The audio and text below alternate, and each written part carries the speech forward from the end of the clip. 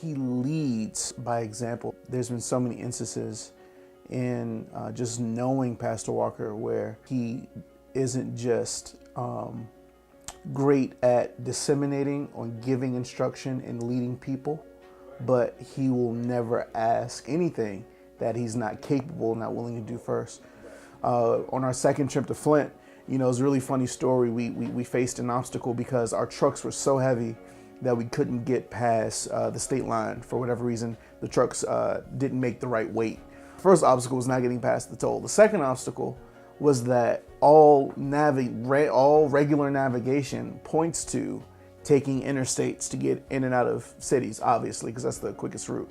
But because that wasn't an option for us, Pastor literally pulled up a map and literally navigated, I think Deacon White was driving, navigated through random streets in order to get to our hotel. That's the sort of commitment he has to accomplishing the work of Christ. Our pastor is really one who leads by serving first. Pastor Walker's pastoral skills are, again, phenomenal. He stays abreast of all of the, should I say, the new theological nuances and things that are coming across.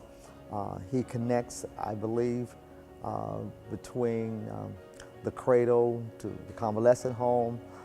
I think that he certainly, for the New Macedonia Baptist Church, gives to them the best that I think the kingdom needs. So he really does take into account the matters of everybody else. I know he prays for us individually. I know that he cares about us individually, and the fact that he knows us by name. So he'll know that if I'm missing for a week or so, hey, what's going on, where you at? Not just because I work here, but because he knows his members and he has that relationship with his members. So I think that him as a pastor is, you know, it stands out. He's an amazing pastor. I remember one day we had the opportunity to sit down with him, and he was just telling some of the techniques that he used, how he tried to tailor his leadership style to the unique congregation that he found at New Mass, and how he used to spend time meeting with people and just listening to their hearts.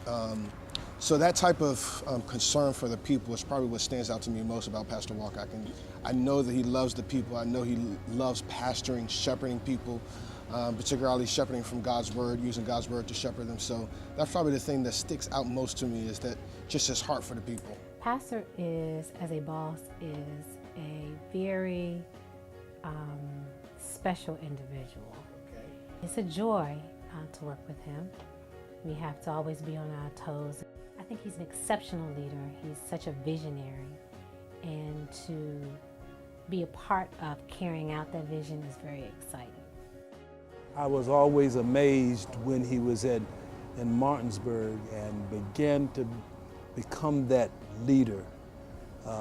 When he was working with the NAACP and all of those things, I was just amazed when they would put the television camera to him and the mic, how he was able to respond so intelligently and articulately to very sensitive questions.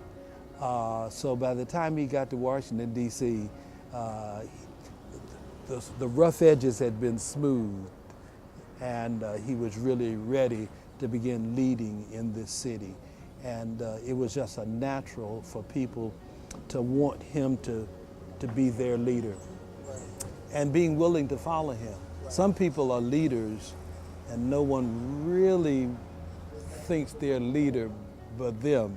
Right. Which is real tricky when you're pushing yourself as a leader, but it was quite evident. People were willing to follow him because of his leadership. In terms of giving direction, in terms of, you know, where we need to go and that sort of thing, he's a great administrator in his own right. And so as Chief Operating Officer, I've learned a lot from just watching him be a leader in sometimes some very difficult situations. And I've watched him kind of maneuver those in a way that that taught me some good lessons in terms of how I could be a better leader. We hear that word visionary. Like, you know, you keep hearing visionary, visionary. And I guess, you know, every organization has a visionary and everything. But it's very different, you know, when you're actually up close and watching Pastor think through a process. He's pretty awesome. It's like I'll always remember the day that he was talking about adding iKids. I sat down with him in the office, in the church office, and he just pulled out, you know, a sheet of paper from the copier and just started, you know, the whole schematic. You know, he just drew it all out in front of me. And I didn't see how it would work, you know. I didn't see how that would work. I mean, there's a lot of things that, you know, truth be told, if we were to go down the line, you know, a lot of things he said were like, I don't see it. But then Pastor sees it, you know, he sees it. And the amazing thing is the things that he sees actually work. And that's really special.